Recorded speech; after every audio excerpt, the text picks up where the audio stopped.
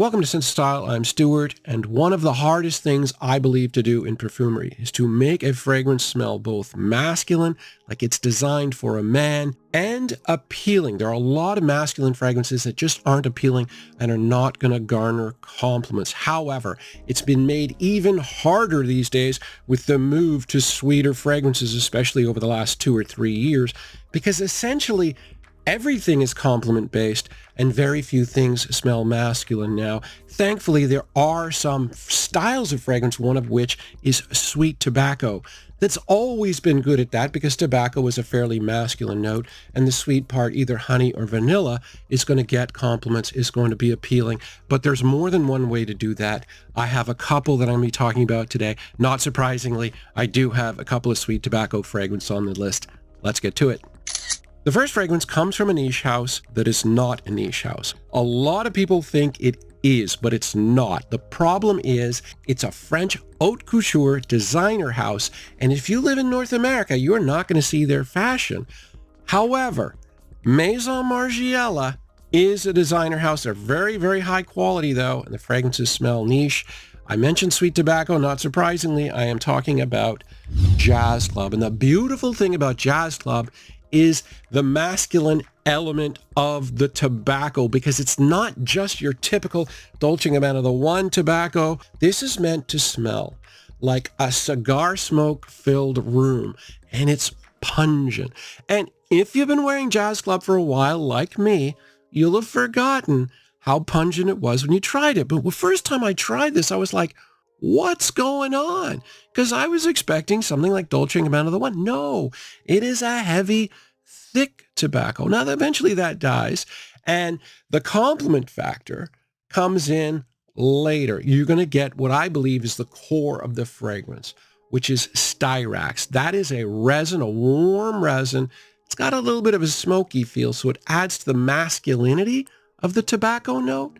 But then you've also got vanilla and rum, making it, dare I say, a little gourmandy, right? So you're balancing those two things, balanced beautifully. Good performance, but somewhat moderate for the modern man if you want to get compliments as well and smell like a man. Fragrance number 2 is Xerjoff's Comandante. And if you watch the channel, you know that I am not one for purchasing bottles of niche fragrance. However, the great thing about having discounters is there's always going to be a bargain out there. This is normally $140 US for this 50 milliliter bottle.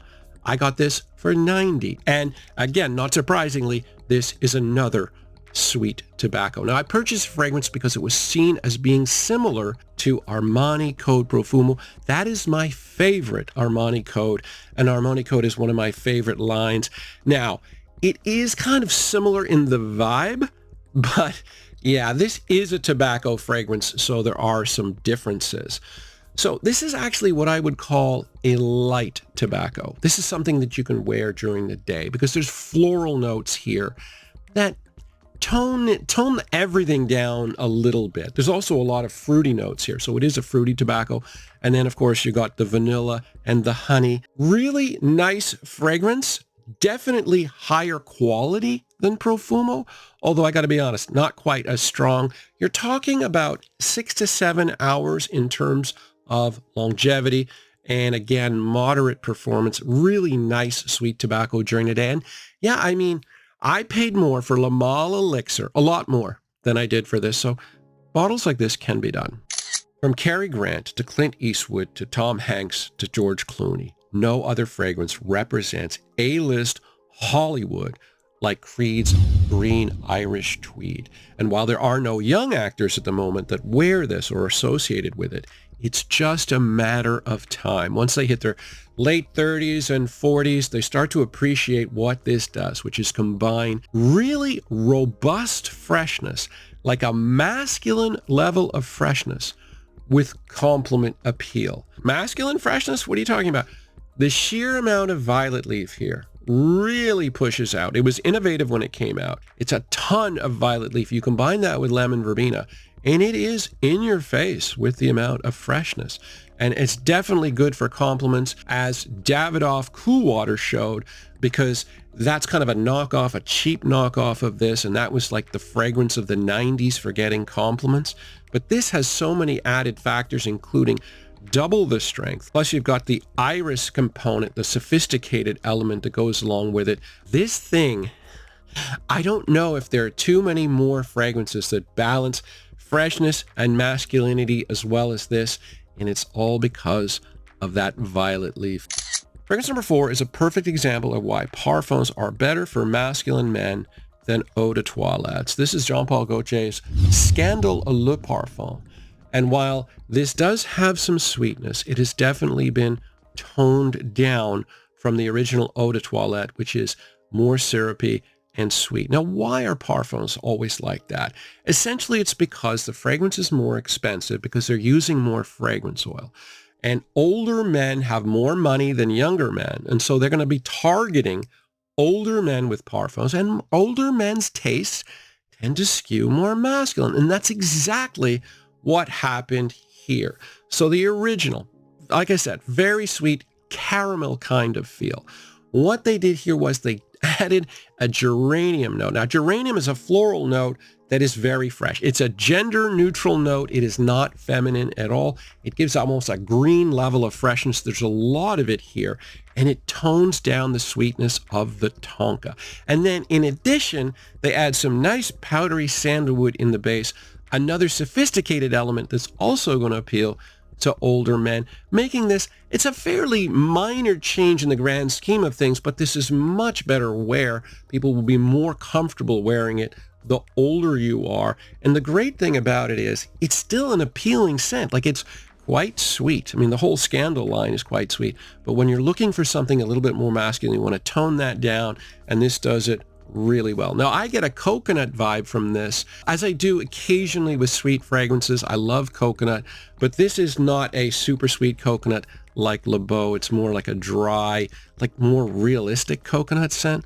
Smells really good. Performance is really good too. Yeah.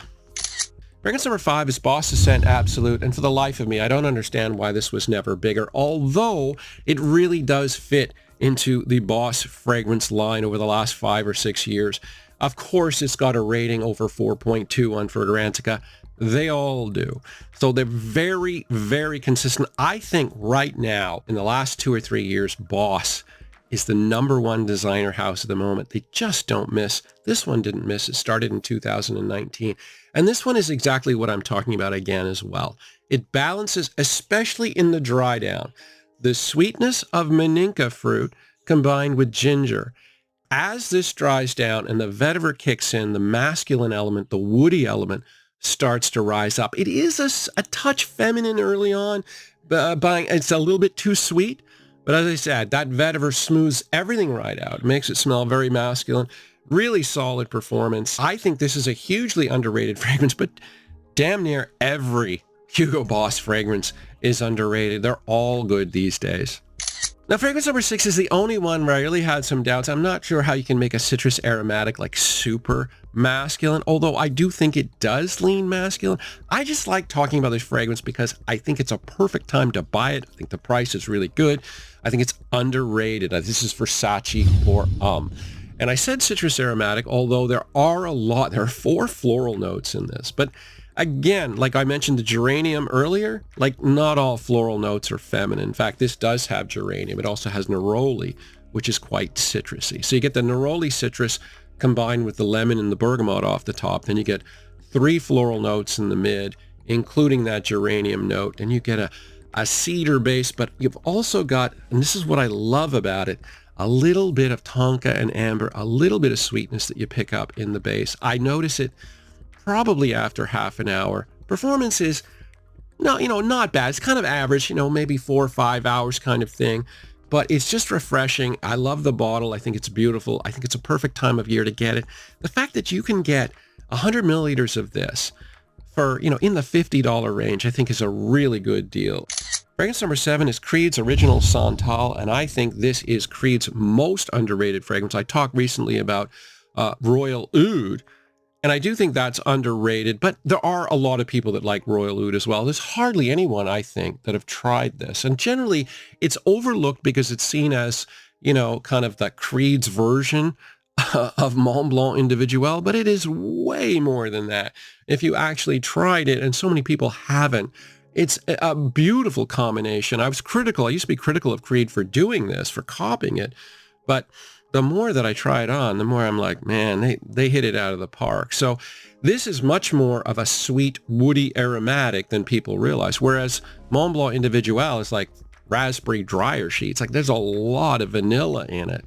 This is fundamentally a ton of sandalwood, right? A ton. It's very, very powdery, which I really like and which will appeal to a more, I think, masculine, sophisticated man. There is some tonka in it. It definitely has some sweetness, but it's also got an aromatic quality. There's a lot of juniper in this. So yeah, I think a sweet, woody aromatic, you can always tell I like a fragrance if I'm consistently sniffing it in the video. A sweet, woody aromatic is both modern and appealing, but then the woody aromatic component is going to make it quite masculine. Fragrance number 8 is Rosha Lam. I always like to have a cheapie on the list because I know not everybody wants to spend a fortune on fragrances. This one is really inexpensive right now. There's a clearance on at FragranceNet. I think you can get this for like $25 for 100 milliliters, something like that, like definitely below 30. And I think it fits the theme perfectly because, you know, there's a sweet component. There's a lot of pineapple off the top mixed with blood orange. So definitely fruity. There's a little bit of tonka in the base as well, but essentially it's an aromatic scent. There's 3 aromatic notes in the mid. It's got basil and juniper, and so it, you know, they've got that aromatic masculine feel. It's not a hyper sweet fragrance. It is from a few years ago. Performance, average, but certainly good enough, and especially good for the price. Yeah, I think, again, you know, it's tough to do this. It really is. So many of the modern fragrances, to me, smell feminine. And so that's why I did this list. I've complained about this a lot in my earlier videos. I just thought I'd make a single video displaying my frustration and how it can be done, I believe. And I especially think Green Irish Tweed with that robust freshness, and I think it is a masculine freshness, does it the best. Anyway, thanks for watching, guys.